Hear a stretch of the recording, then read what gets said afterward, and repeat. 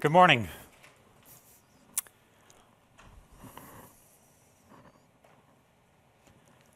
A conductor's baton, an instrument for the ages.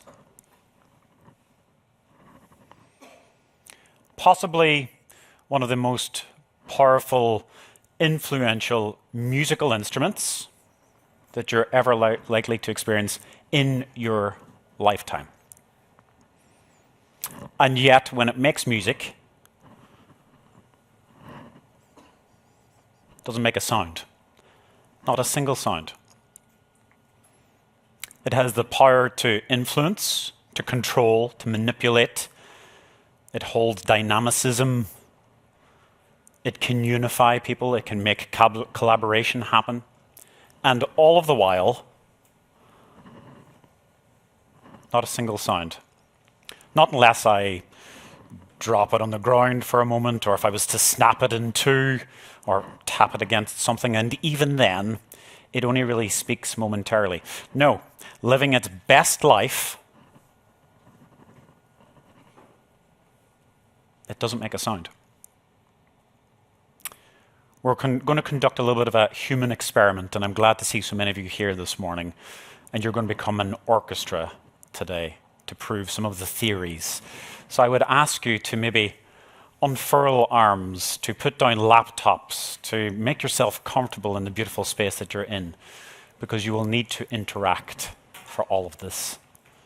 And in doing so, you'll need to do the first thing, which is this. I would like you to put your hands out in front of you, like so, and I'd like you to feel a certain tension between your hands.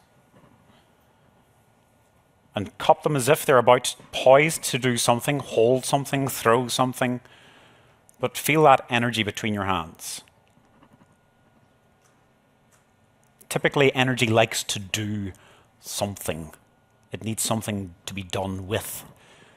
And you might even feel the urge to do something like clap your hands in a moment. So hold your hands just there for a moment. To return to our most powerful instrument in the universe. And let's see what happens.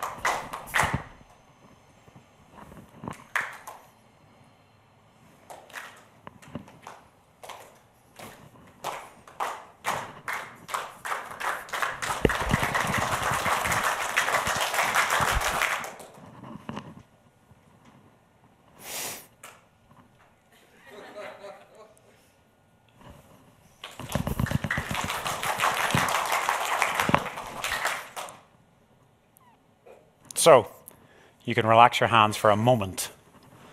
And for a narcissist like me, a baton is not only a musical instrument, it's a great way to get yourself a round of applause first thing in the morning. Now, at no point, I don't believe I did ask you to clap your hands. I didn't say clap your hands on the beat, or indeed give me a round of applause, but you felt compelled to.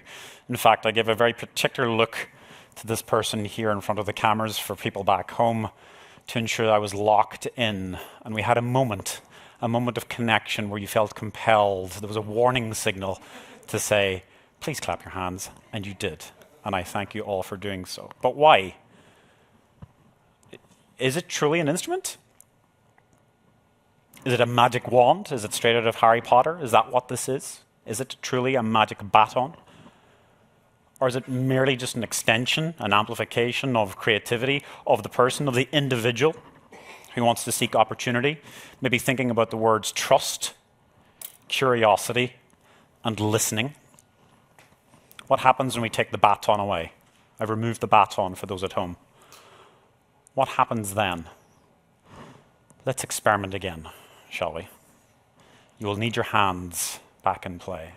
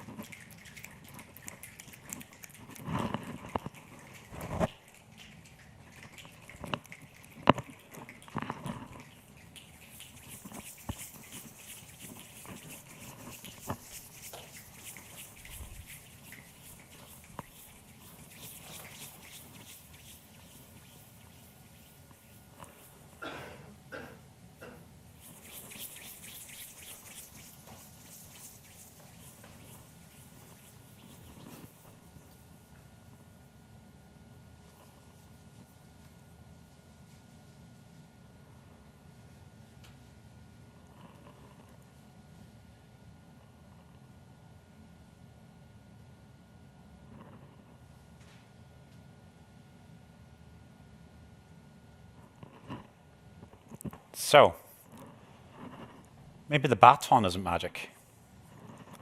Maybe it's me. Maybe I'm the person with magic in me. And how do we let that out? 3 words: trust, curiosity, and listening. As we were listening, what could we hear? What did it sound like? Did it sound like anything? Rain? Anything else? A storm. Congratulations, you're officially now the Creative Brain Week Orchestra, and you create soundscapes. And that's what we have as a creative opportunity together. It doesn't take a baton. It doesn't take somebody magic.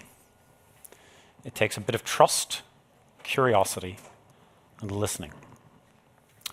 And you might say that's well and good for somebody who's in music, who is activated in music and conducts and does all of that stuff. You don't have to be to unlock those 3 things and to manipulate or use those 3 things for opportunity. And we're going to try and prove that now. And not to sound too much like a magic show, I need a volunteer from the audience. Is anybody willing to come up and conduct the Creative Brain Week Orchestra today? And just simply because you're so close. A round of applause, please.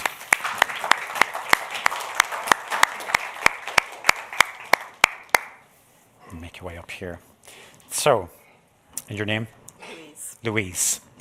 Louise, say hello to your orchestra. Hello. I'm going to give you 3 things, 3 enablers, and I've said them already, the 3 words. Trust. First thing is trust the process. There are no wrong notes here today. They will perform. They will do something if you make them or if you enable them or facilitate something. And there are no wrong notes. We're not trying to create Beethoven, we're not trying to create Mozart. We're trying to create something, a creative coming together. Second word, curiosity. Be curious about what you can find in this room. There's lots of bright light, so it's very hard to see. We can see silhouettes at the back, but I know there are people there. And when we started playing music, I could hear that there's people there. What sounds can we create in this space? How to explore that space together? And the final word, it's probably the most important word, is listening. What's going to happen is as soon as you go to take your orchestra into your hand, typically what will happen is you stop listening. And our inability to listen means our inability to be effective in a process. And it's about authentic listening. So I want you to listen as things happen. And we're not looking for hand percussion. You can use your voice. You can take out a phone. You can have my phone. It's no good to make phone calls right now, but you can use whatever you like, a baton. I don't mind. And I'm going to give you about 2 minutes with your orchestra to make something happen. And I'm going to hang around here, and I can help if you need. Are you willing to have a go? I feel like I have no choice. For everybody at home, Louise feels like she has no choice. And very perceptive of Louise, because that's correct. So, lights, camera, action. The orchestra is yours.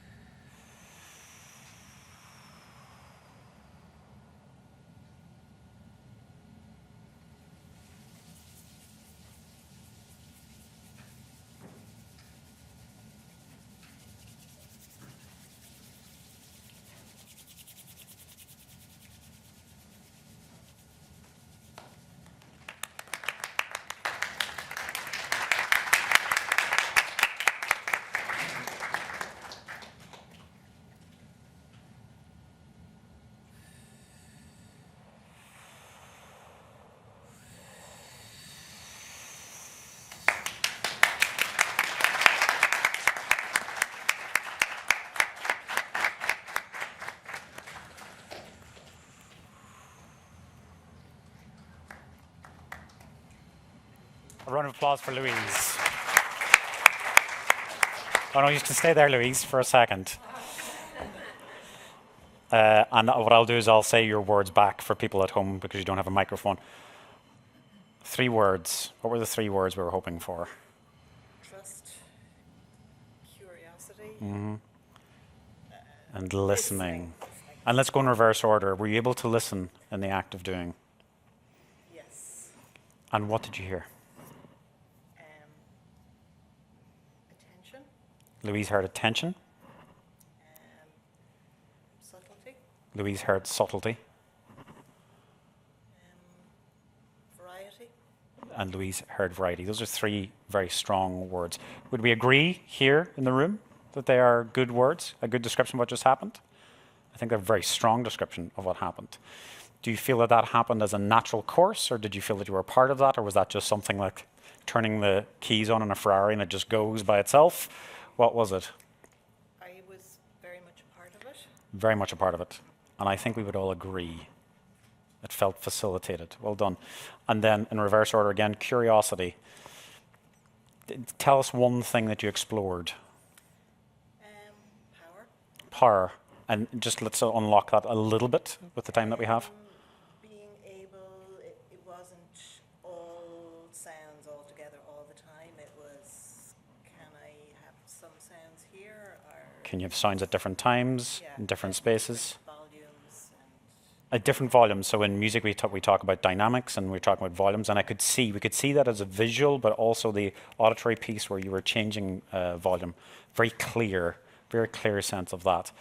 Was there a particular sound that you enjoyed the most? maybe this thigh slapping. On lap, yeah, clapping on the lap. And then finally, trust. Trust is a difficult one.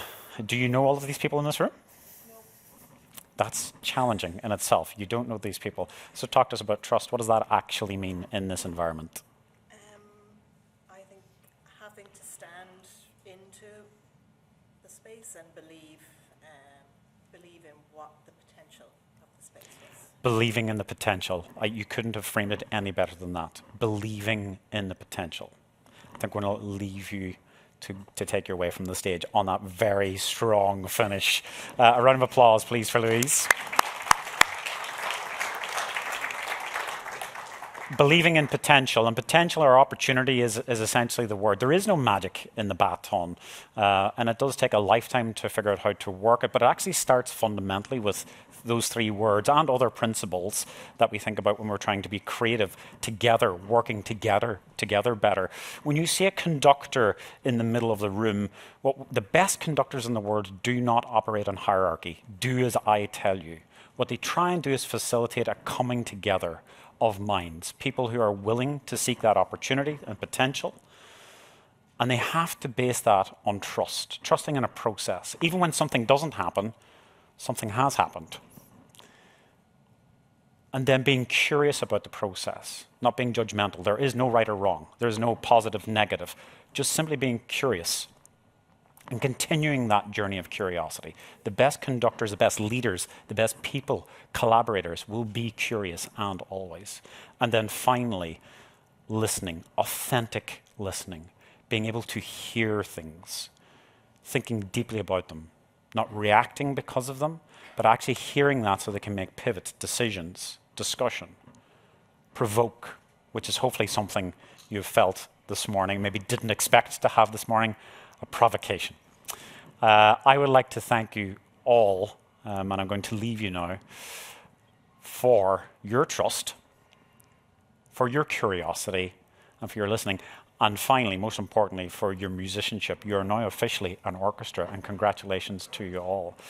We could spend weeks, a whole other week, a whole other festival, unpacking just some of the things that I've skimmed across the very surface of. But we don't have time to do that now. So I look forward to doing that again at some point in the future with all of you here. I'd like to wish you all a really good rest of your day and a fantastic rest of your week. And a huge thanks to Dominic and the team for inviting me here today. Thank you.